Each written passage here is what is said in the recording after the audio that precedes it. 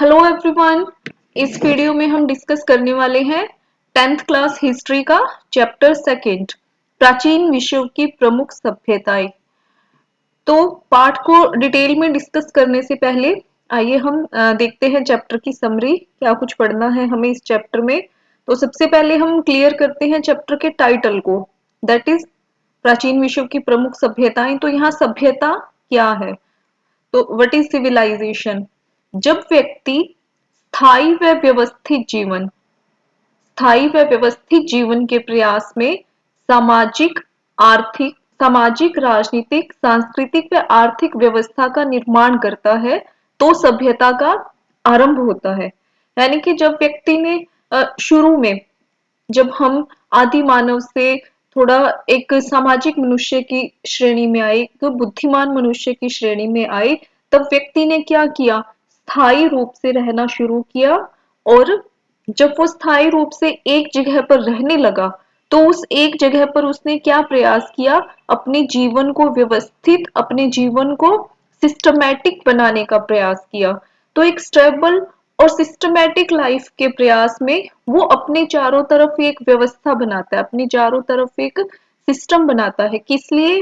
एक स्टेबल और एक सिस्टमैटिक लाइफ के लिए वो अपने चारों तरफ एक ताना बाना बनाता है। इसका ताना बाना सामाजिक, राजनीतिक, सांस्कृतिक व आर्थिक व्यवस्था का, इन सारी चीजों को, इन सारी व्यवस्थाओं को वो डेवलप करता है अपने अराउंड। तो ये सारा ताना बाना क्या कहलाता है? सभ्यता या सिविलाइजेशन कहलाता है। यानी कि व्यक्ति के इर्द गिर्द जो भी सामाजिक, जो भी राजनीतिक, सांस्कृतिक, आर्थिक व्यवस्था निर्मित होती है, वही क्या कहलाती है? सभ्यता या सिविलाइजेशन कहलाती है। और पृथ्वी पर अलग अलग भागों में मनुष्यों ने अपने अपने ढंग से ये ताना बाना बुना, तो अलग अलग प्रकार की सभ्यताएं विकसित हुई। तो इस चैप्टर में हम उन सभ्यताओं के बारे में पढ़ेंगे जिनके बारे में आज तक हम जान पाए हैं। तो इसी क्रम में हम पढ़ेंगे मिस्र की सभ्यता के बारे में। मिस्र में क्या था?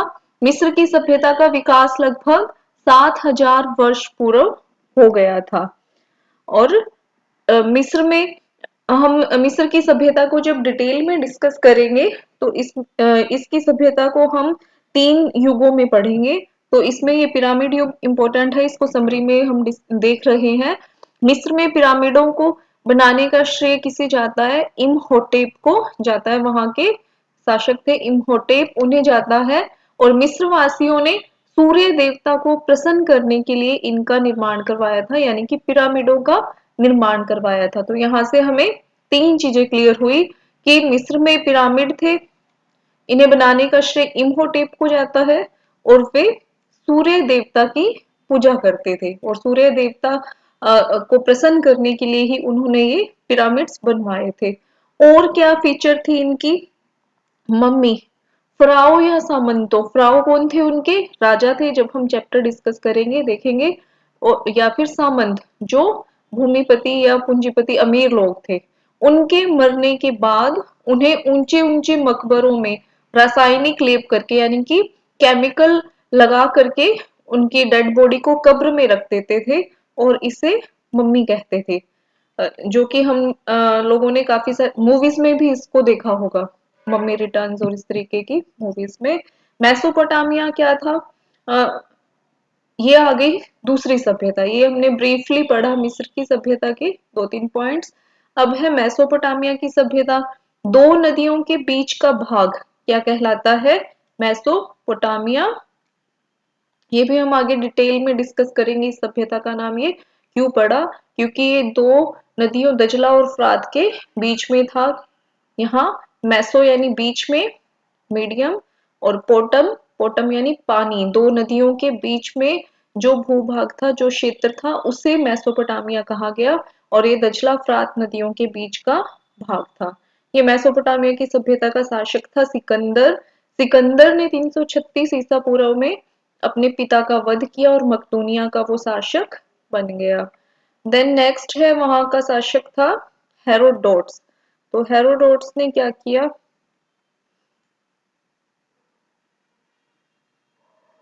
यूरोप के प्रसिद्ध इतिहासकार थे। इन्हें यूनानी शासक पेरिक्लीज का संरक्षण प्राप्त था। फिर है रोम की सभ्यता। इसमें हम रोम के बारे में भी पढ़ेंगे। इटली, मध्य इटली में टाइबर नदी के किनारे 7 पहाड़ियों पर बसा हुआ एक छोटा सा गांव था। तो जो रोम है, जो इटली साम्राज्य की राजधानी रही, वो क्या थी? टाइबर नदी के किनारे। कौन सी नदी के किनारे? टाइबर नदी के किनारे 7 पहाड़ियों पर, 7 हिल्स पर बसा हुआ एक छोटा सा गांव था।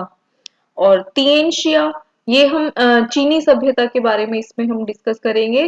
प्राचीन समय में चीनी लोग स्वयं की जाति के अतिरिक्त किसी अन्य किसी जाति को वो सभ्य या सिविलाइज्ड नहीं मानते थे। वे स्वयं को स्वर्ग के नीचे स्थित राज्य मानते थे। यानी कि तिएनशिया कहते थे अपनी भाषा में कि जो उनका राज्य है, उनकी सभ्यता है, वो क्या है? सबसे सभ्य है, इसलिए वो स्वर्ग के नीचे, हेवन के नीचे स्थित है। कन्फ्यूशियस और लाओ त्से, ये कौन थे? चीन के बहुत ही फेमस दार्शनिक, प्रमुख दार्शनिक थे, जिसे चीनी लोग क्या कहते थे? कुगजू कहा करते थे। कन्फ्यूशियस और लाओ त्से को क्या कहते थे? वो कुगजू कहा करते थे। नेक्स्ट है माया सभ्यता, जो कि अमेरिकी महाद्वीप की सभ्यता थी। उत्तर अमेरिका महाद्वीप के दक्षिण में 500 ईसा पूर्व से 1000 ईस्वी के बीच ये सभ्यता फली फूली, और इसे क्या कहा जाता है? माया सभ्यता। तो इस चैप्टर में हम इन सब सभ्यताओं के बारे में डिटेल से डिस्कस करेंगे। तो सबसे पहले हम डिस्कस करेंगे मिस्र की सभ्यता के बारे में। इसके जो भी इंपॉर्टेंट क्वेश्चंस है, मिस्र के इतिहास को जानने के कौन कौन से साधन है? कौन से साधन है? पुरातात्विक साधन। पुरातात्विक साधन यानी कि जो इतिहासकार खुदाई वगैरह करके, या हमें जो भी उस समय के अवशेष मिले हैं, वो साधन कौन से हैं? समाधियां, मंदिर, रोसेटा अभिलेख, पिरामिड, भित्ति चित्र, जो दीवारों पर जो चित्र बनाए गए हैं। साहित्यिक साधन, इनके द्वारा लिखे गए साहित्य या पुस्तकें। हेरोडोट्स, मेनेथो, डायोडोट्स, ये क्या थे? वहां के साहित्यकार थे। हेरोडोट्स, मेनेथो, डायोडोस। आधुनिक साधन, ये आधुनिक इतिहासकार हैं जिन्होंने मिस्र के इतिहास पर पुस्तकें लिखी हैं। जीएस प्रस्टेड, एडोल्फ इरमान। तो ये क्या है? मिस्र के इतिहास को जानने के साधन। केवल हम इतना भी याद रख सकते हैं, पुरातात्विक, साहित्यिक और आधुनिक साधन मिस्र के इतिहास को जानने के प्रमुख साधन है। फिर हम मिस्र के इतिहास को कितने भागों में बांटा जा सकता है? मिस्र के इतिहास को हम 3 भागों में बांट करके पढ़ सकते हैं। प्राचीन काल या पिरामिड युग। जो प्राचीन काल है उसे क्या कहा जाता है? पिरामिड युग, जिसके बारे में हमने समरी में भी डिस्कस किया था। और ये कब से कब तक माना जाता है? 3400 ईसा पूर्व से 2160 ईसा पूर्व। मध्यकाल, मिडल पीरियड, सामंतवादी युग इसे कहा जाता है। इस समय सामंती जो व्यवस्था थी वो अपने चरम पर थी। तो इसे 2160 से 1580 ईसा पूर्व। और नवीन काल या फिर साम्राज्यवादी युग, ये 1580 से 650 ईसा पूर्व तक माना जाता है। तो मिस्र के इतिहास को हम इन 3 भागों में बांट सकते हैं, प्राचीन, मध्य और नवीन। और इनके नाम है पिरामिड, सामंतवादी और साम्राज्यवादी युग। नेक्स्ट क्वेश्चन, मिस्र के लोगों की आर्थिक गतिविधियां कौन सी थी?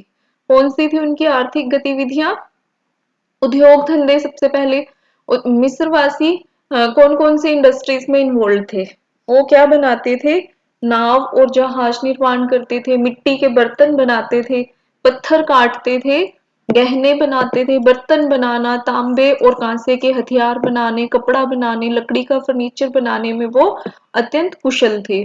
और उन्हें पेपिरस नाम के एक पौधे से, पेपिरस प्लांट से उन्हें कागज बनाना आता था उस समय, और तथा चिकित्सा सामग्री बनाने का काम भी आता था। तो इन एरियाज में उनकी इंडस्ट्रीज काफी डेवलप्ड थी। कृषि, वो किस किस चीज की खेती करते थे?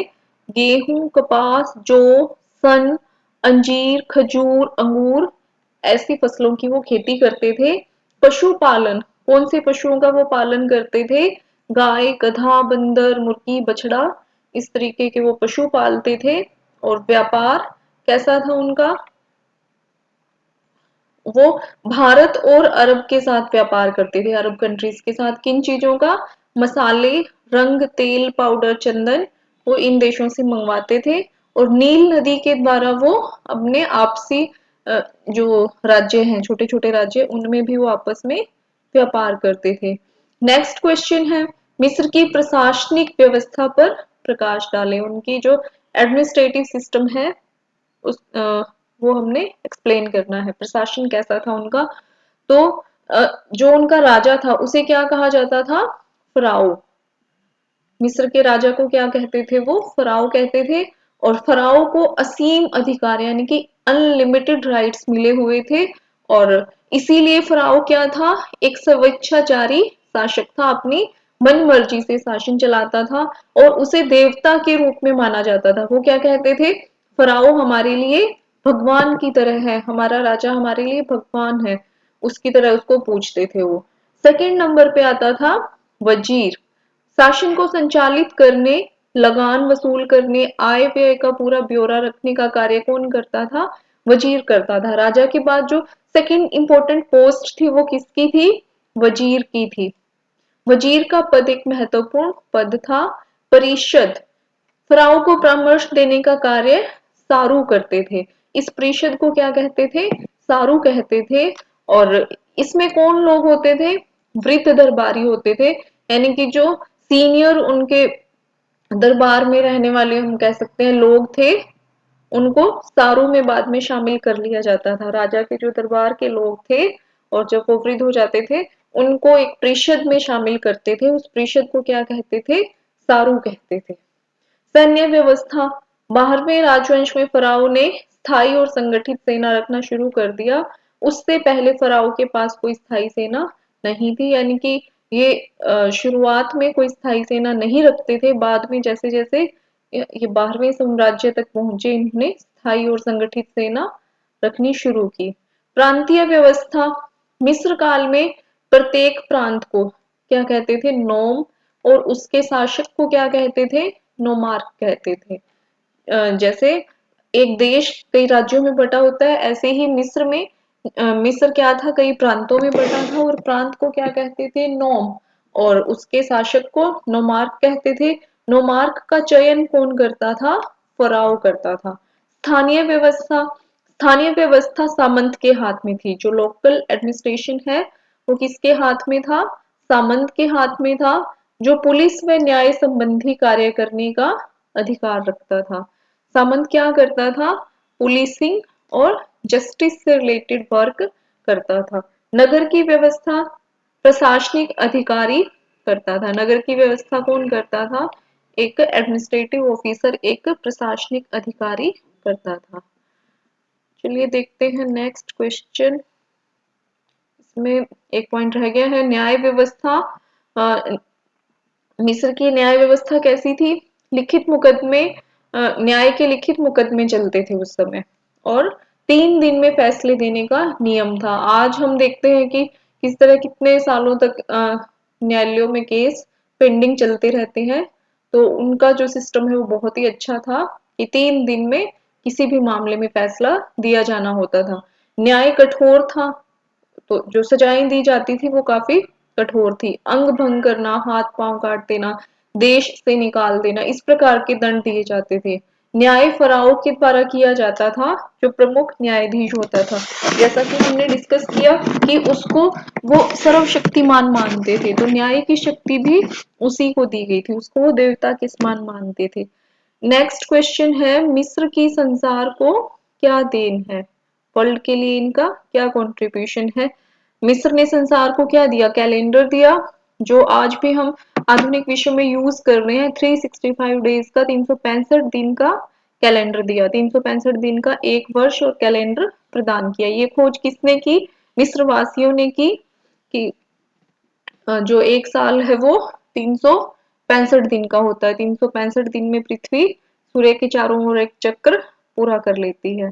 विविध आविष्कार, उन्होंने और आविष्कार भी किए, जल घड़ी, सूर्य घड़ी, ये उनकी क्या थी, मेजर इन्वेंशंस थी। औषधियां, उन्होंने काफी सारी दवाइयों की भी खोज की हुई थी।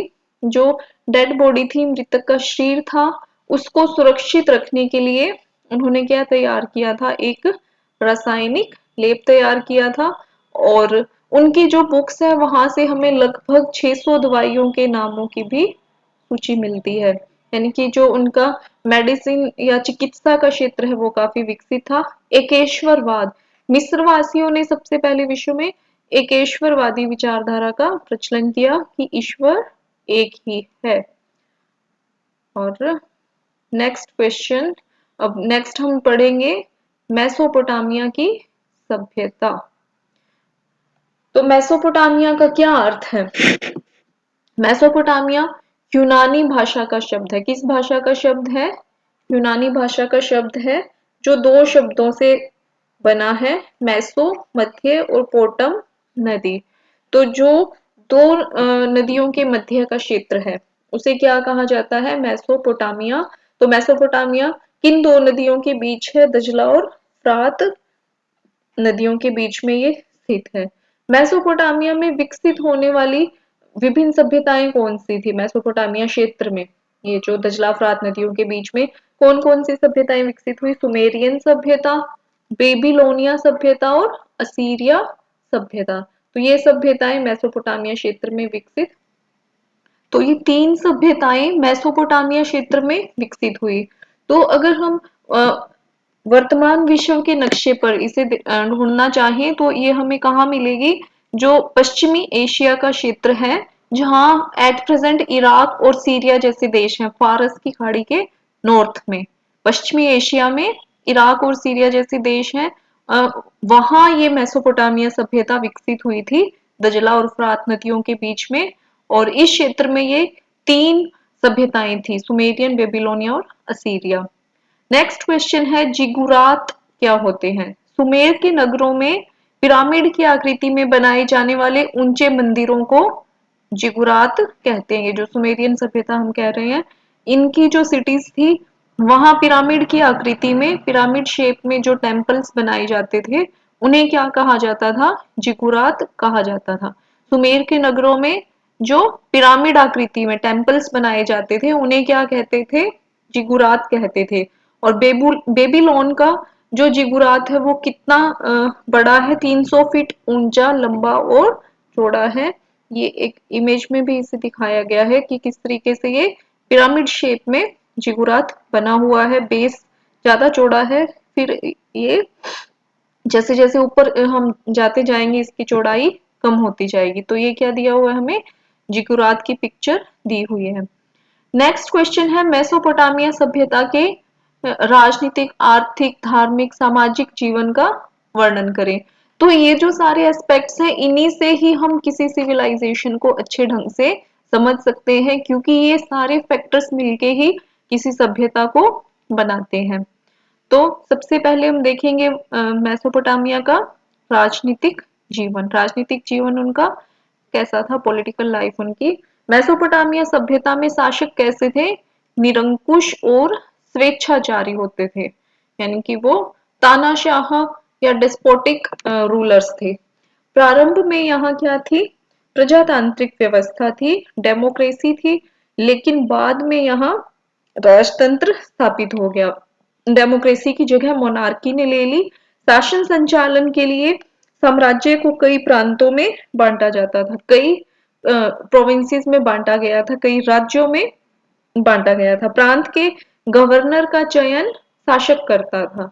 जैसे कि हमने मिस्र की सभ्यता में भी पढ़ा, जो फराओ था वो जो प्रांतों का शासक था उनका चयन करता था। तो ऐसे ही मेसोपोटामिया में भी था, जो प्रांत बने हुए थे, प्रांतों का जो शासक था उसका चयन कौन करता था? राजा स्वयं करता था।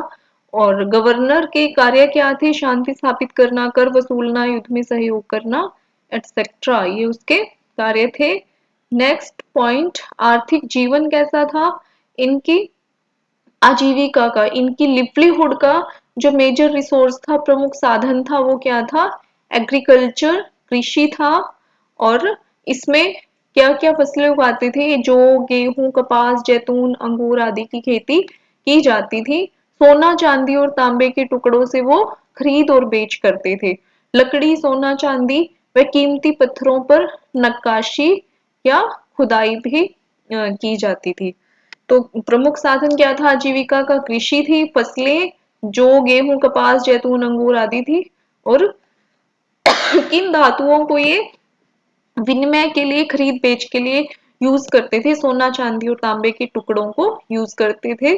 और लकड़ी, सोना, चांदी और कीमती पत्थरों पर ये नक्काशी भी करते थे। धार्मिक जीवन कैसा था? ये लोग कैसे थे? बहुदेववादी विचारधारा के। और मिस्र के लोग कैसे थे? एकेश्वरवादी विचारधारा के थे। मेसोपोटामिया की बहुदेववादी विचारधारा के थे। और ये किसकी पूजा करते थे? नदी, पहाड़, खेत, इनकी पूजा करते थे। प्रकृति की पूजा करते थे ये। प्रत्येक नगर का अपना अलग देवता था। बहुदेववादी थे। हर सिटी का अपना अपना पर्सनल अलग देवता था। देवता को प्रसन्न करने के लिए क्या बनाए इन्होंने? मंदिर बनाए। बलि देने का भी प्रावधान था। अनु आकाश का देवता था। आकाश के देवता को क्या कहते थे? अनु। और की पृथ्वी की देवी थी। सिन चंद्रमा, उनकी भाषा में ये नाम है इन देवी देवताओं के। इश्तर प्रेम की देवी। नरगल प्लेग का देवता, जो प्लेग बीमारी फैलती थी उसका देवता नरगल। तम्मुज कृषि और वनस्पति का देवता। और ये उनके क्या थे? प्रमुख देवी देवता थे। नेक्स्ट है सामाजिक जीवन। सामाजिक जीवन कैसा था उनका? उनका समाज 3 समूहों में बंटा हुआ था, उच्च, मध्यम और निम्न। ये 3 समूह थे समाज में, उच्च, मध्यम और निम्न। उच्च वर्ग में कौन थे? राजा।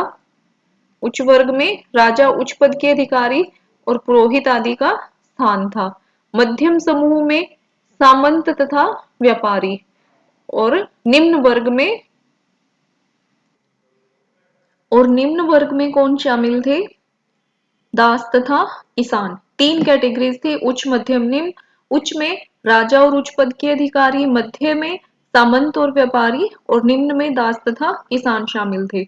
और स्त्रियों के लिए नैतिकता का, मोरालिटी का पालन करना अनिवार्य था। और स्त्रियों की स्थिति सामान्य थी, नॉर्मल, यानी कि ना तो बहुत अच्छी थी और ना ही बुरी थी। स्त्रियों की स्थिति कैसी थी? सामान्य थी। तो नेक्स्ट क्वेश्चन है, प्राचीन मेसोपोटामिया के विभिन्न देवी देवताओं की सूची बनाकर उनकी तुलना मिस्र व भारत के देवी देवताओं से करें। तो मिस्र के देवता कौन थे? रे, रा, होरस एवं एमन। ये सूर्य देव के नाम थे। मिस्र के जो लोग थे वो भगवान सूर्य को मानते थे कि वो जीवन का स्रोत है।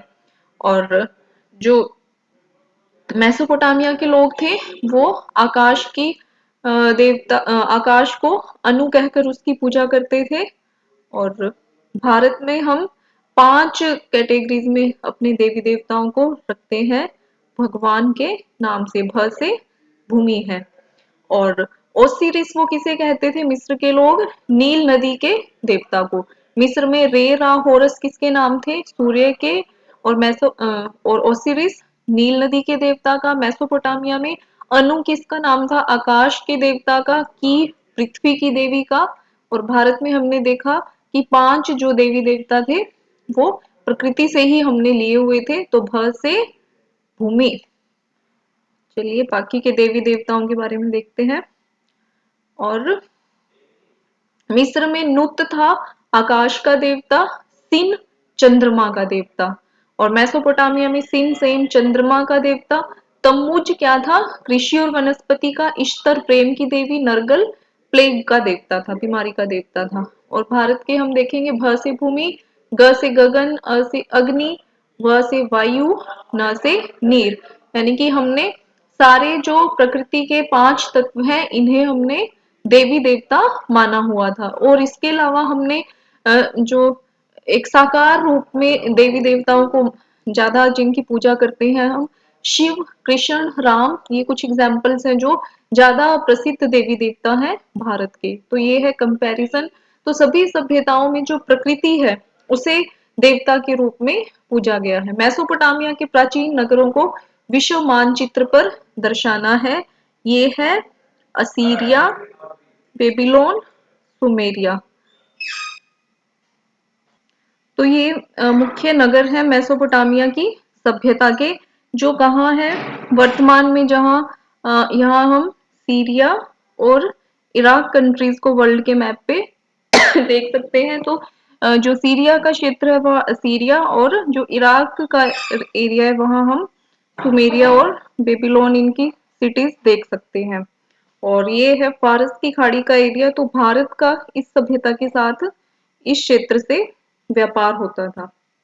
तो ये हमने देखा वर्ल्ड मैप पर जो मेसोपोटामिया की सभ्यता है इसके क्षेत्रों को। इसके बाद हम पढ़ेंगे यूनानी सभ्यता। तो यूनान के इतिहास को राजनीतिक दृष्टि से कितने कालों में बांटा जा सकता है? 3 कालों में हम यूनान के इतिहास को बांट सकते हैं। कौन से 3 काल हैं? अंधकार युग, लोह युग और हेलेनिस्टिक युग। तो अब तक हमने जो तीनों सभ्यताएं पढ़ी है, इनमें जो सभ्यताओं का ऐतिहासिक काल है उसे हमने 3-3 भागों में ही पढ़ा है। तो यूनान की सभ्यता का जो काल है उसे हम किन भागों में पढ़ सकते हैं? अंधकार युग, जिसे होमर युग भी कहा जाता है, लोह युग, जिसे नगर राज्य युग भी कहा जाता है, और हेलेनिस्टिक युग। और ये दिया हुआ है इनकी टाइमलाइन या टाइम पीरियड, जो कि इतना इम्पोर्टेंट नहीं है। एंड इसके बाद है ब्यूअल या एगोरा का क्या अर्थ है? ब्यूअल व एगोरा क्या थे? ब्यूअल, राजा अपनी परिषद के परामर्श से शासन का संचालन किया करता था। शासक नहीं, शासन का संचालन किया करता था। परिषद के उच्च वर्ग के सम्मानित व्यक्तियों को ब्यूल कहा जाता था। तो ब्यूल क्या था? राजा अपनी एक काउंसिल, एक परिषद थी या एक कमेटी थी, उससे एडवाइस लेकर के शासन चलाता था। और इसमें जो उच्च वर्ग के सम्मानित या रिस्पेक्टेड पीपल थे, उन लोगों को क्या कहते थे? ब्यूल कहते थे। परिषद के सम्मानित या रिस्पेक्टफुल मेंबर्स को ब्यूल कहते थे। एगोरा क्या थी? ये जनसाधारण की आम सभा थी, जिसे एगोरा के नाम से जाना जाता था। तो ब्यूल क्या थी? परिषद के सम्मानित व्यक्ति, उच्च वर्ग के, हाई क्लास या एलीट क्लास पीपल्स की थी। और एगोरा क्या थी? जनसाधारण की एक आम सभा थी।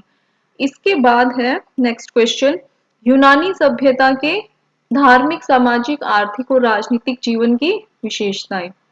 तो यूनानी सभ्यता के जो लोग थे वो क्या करते थे? शक्तियों व जानवरों की पूजा करते थे। बहुदेववाद में वो विश्वास रखते थे। तो आइए सबसे पहले हम देखेंगे इनका धार्मिक जीवन, इनकी रिलीजियस लाइफ कैसी थी। यूनान के लोग क्या करते थे?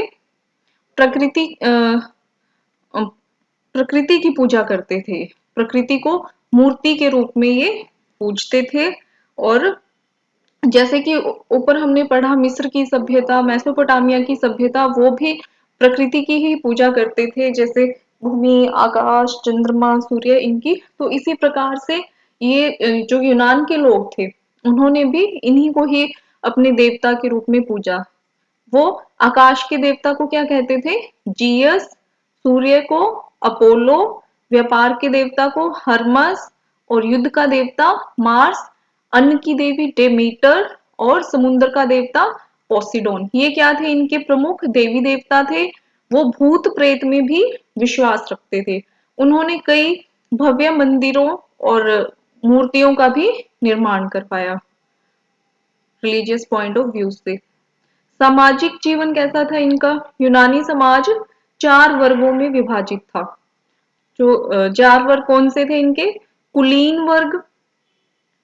कुलीन वर्ग में कौन थे? भूमि के स्वामी, भूस्वामी थे। और युद्ध के समय ये नेतृत्व करते थे। इनके पास बहुत अधिक दास होते थे। ये सबसे जो उच्च स्तर का वर्ग था। फिर मध्य वर्ग, मिडिल क्लास, इसमें साधारण नागरिक शामिल थे। और इनकी व्यापार में अपनी भूमिका थी। यह वर्ग व्यापार में भूमिका निभाता था। इन्हें क्या कहते थे? फ्री मैन या प्रवासी कहते थे। स्वतंत्र श्रमिक वर्ग, तीसरा वर्ग था श्रमिकों का, इन्हें कहते थे थीट्स। ये थे स्वतंत्र श्रमिक वर्ग थे, तो श्रमिक लेकिन स्वतंत्र थे। कुलीन वर्ग, मध्य वर्ग, स्वतंत्र श्रमिक वर्ग और फोर्थ दास वर्ग। दास वर्ग क्या थे? ये स्वतंत्र नहीं था और ये अत्यंत दयनीय स्थिति में जीवन यापन करता था। इन्हें हलोट कहा जाता था। जो स्वतंत्र श्रमिक थे उन्हें थीट्स कहते थे और दासों को हलोट कहते थे और मध्य वर्ग को फ्रीमैन या प्रवासी कहते थे। आर्थिक जीवन इनका कैसा था? इकोनॉमिक लाइफ, आर्थिक जीवन, ये क्या करते थे?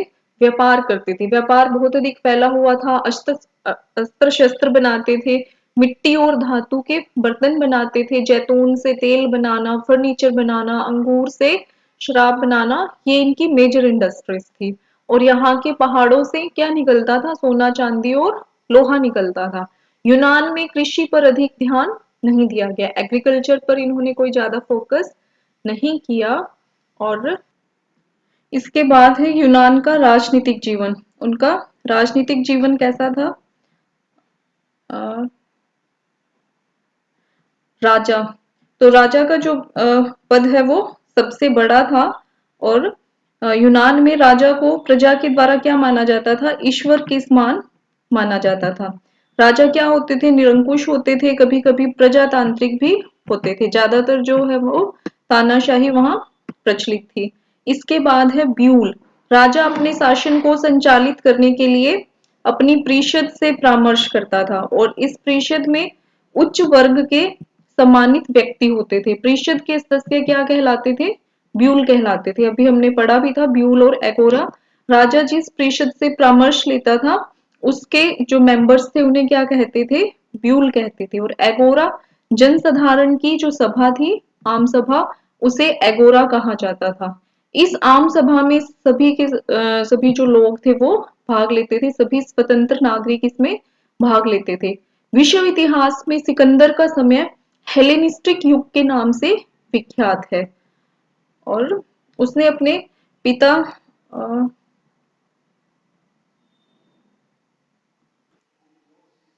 अपने पिता फिलिप के हत्या के बाद उसने शासन संभाला था सिकंदर ने। और विद्रोहों को दबाकर उसने यूनान पर अधिकार कर लिया। और उस समय यूनान में नगर राज्यों की, सिटी स्टेट्स की संख्या थी 150। तो प्रत्येक नगर राज्य में 3 प्रकार के नागरिक थे। जो कि हम जनसाधारण के बारे में पढ़ रहे हैं, तो जनसाधारण में 3 प्रकार के नागरिक थे, स्वतंत्र, विदेशी और दास। कितने प्रकार के? 3 प्रकार के, स्वतंत्र, विदेशी और दास। यूनान में स्वतंत्र नागरिकों को मौलिक अधिकार प्राप्त थे। तो यही नागरिक जनसभा के सदस्यों को चुनते थे। नेक्स्ट क्वेश्चन है, विश्व के मानचित्र पर हम वर्ल्ड मैप पर देखेंगे यूनानी नगर राज्यों को। कौन से थे इनके प्रमुख? मकदूनिया, एथेंस, स्पार्टा, क्रीट और साइप्रस। तो एथेंस और स्पार्टा इनके क्या थे? ज्यादा प्रमुख नगर राज्य थे। तो ये है वर्ल्ड मैप पर यूनानी नगर राज्य जो हमें वर्तमान यूरोप में देखने को मिलेंगे। यूनानी देवी देवताओं की अब सूची बनाकर हमें उसकी तुलना बाकी की जो सभ्यताएं हैं, मेसोपोटामिया और मिस्र की सभ्यता के साथ करनी है। तो यूनान में आकाश का देवता था जीयस, सूर्य का देवता अपोलो, व्यापार का देवता हर्मस, समुद्र का देवता पोसिडोन, युद्ध का देवता मार्स था। और मिस्र की सभ्यता में मेसोपोटामिया की सभ्यता में आकाश का देवता अनु, चंद्रमा का देवता सिन और पृथ्वी की देवी की थी। और ये है मिस्र की सभ्यता में आकाश का देवता नूत, चांद का सिन, सूर्य का देवता रा, रे, होरस। तो ये थे उनके देवी देवता। इसके बाद में हम जो रोमन और माया सभ्यता है, इसके इनके इंपॉर्टेंट क्वेश्चंस हम नेक्स्ट वीडियो में पढ़ेंगे। तो आज के लिए इस वीडियो में इतना ही। धन्यवाद।